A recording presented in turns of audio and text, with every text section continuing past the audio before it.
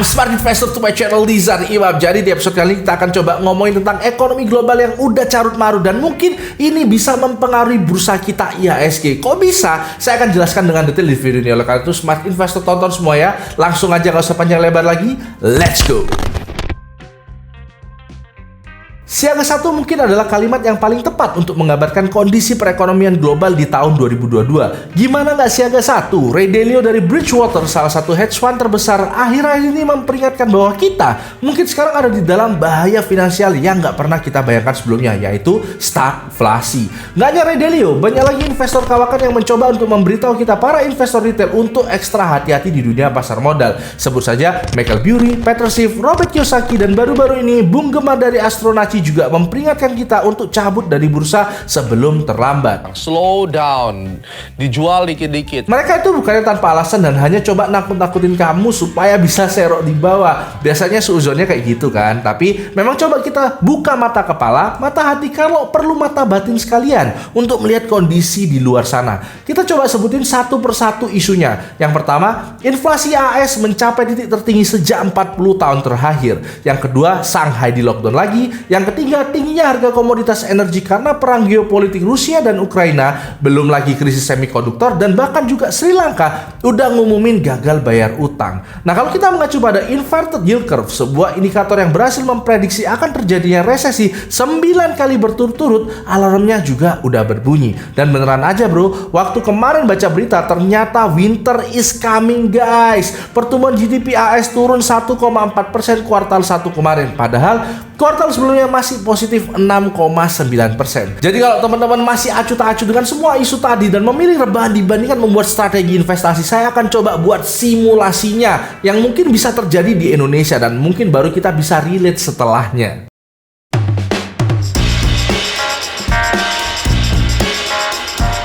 Kenalin, ini namanya adalah Slamet, toko fiktif dalam simulasi ini. Slamet adalah karyawan biasa yang setelah bayar KPR dan biaya hidup, gajinya masih bisa buat belanja-belanja di akhir bulan.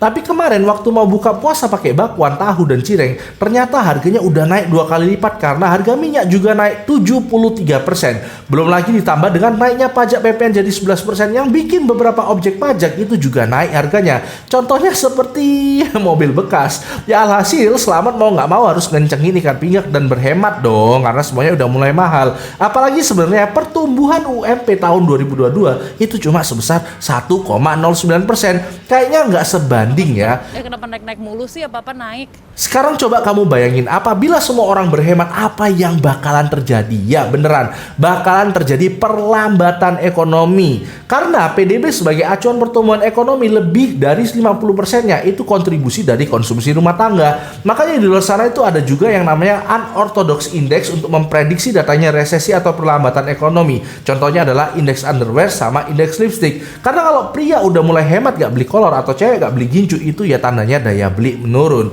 Oke lah, pada saat lebaran seperti ini itu semuanya terlihat baik-baik aja. Kenapa? Karena semua orang baru dapat THR. Tapi apa yakin kuartal ketiga nanti orang-orang gak hemat? Karena harga udah mulai tinggi dan juga pajak udah mulai naik. Sebenarnya gak masalah sih ya pajak dinaikkan, tapi ya hukuman untuk para koruptor pajak itu diperberat. Mungkin dengan seperti itu baru kita mulai ridho ya kan?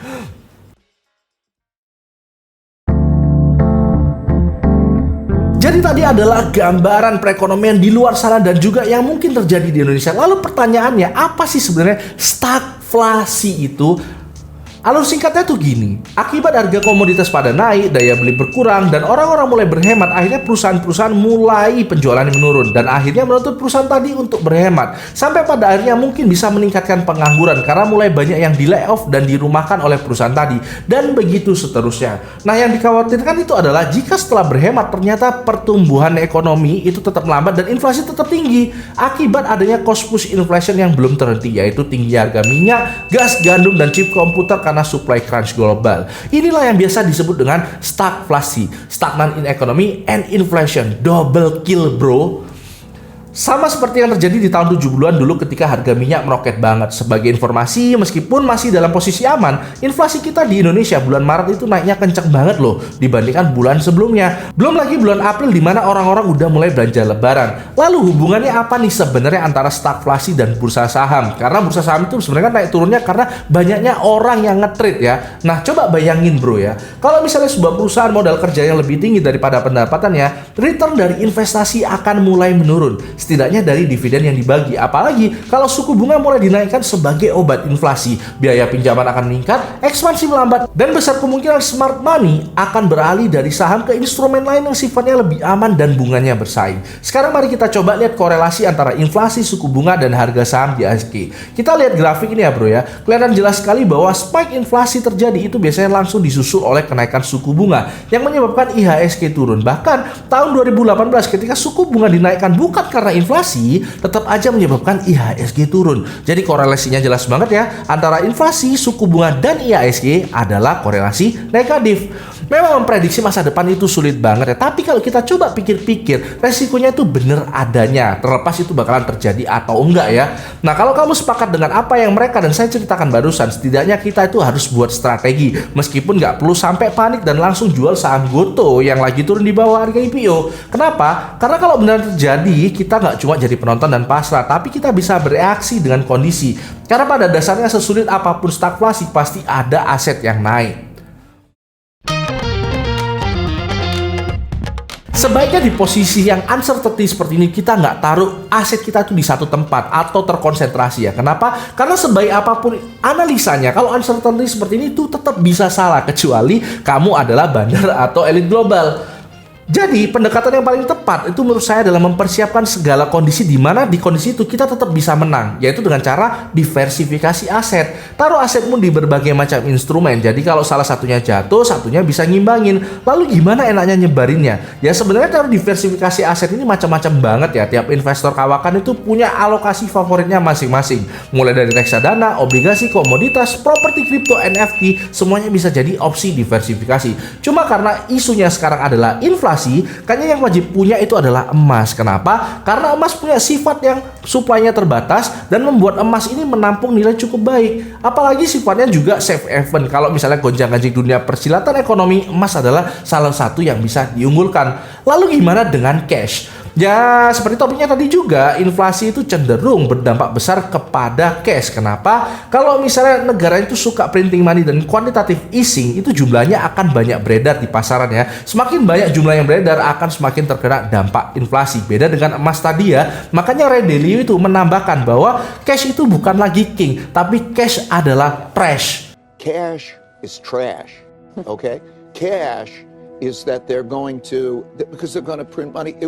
What do? You get out. Sekarang kita coba contoh diversifikasinya Ray Dalio dalam ngolah uang. Ini dinamakan dengan all-weather portfolio yang menurut saya komposisinya cukup balance. Isinya 30% saham, 40% bonds jangka panjang, 15% bonds jangka pendek, 7,5% komoditas, 7,5% lagi adalah emas. Ingat ya, nggak ada rumus pastinya. Ini cuma benchmarking aja. Kalau kamu lebih suka dengan reksadana, ya nggak masalah, ganti aja reksadana dengan bondsnya. Nah kalau misalnya pengen kripto dibanding emas karena sama-sama supply-nya terbatas, ya boleh-boleh aja. Yang penting disebar. Ditambahkan juga oleh Ray Dalio, kalau bisa sih diversifikasinya itu beda-beda negara ya.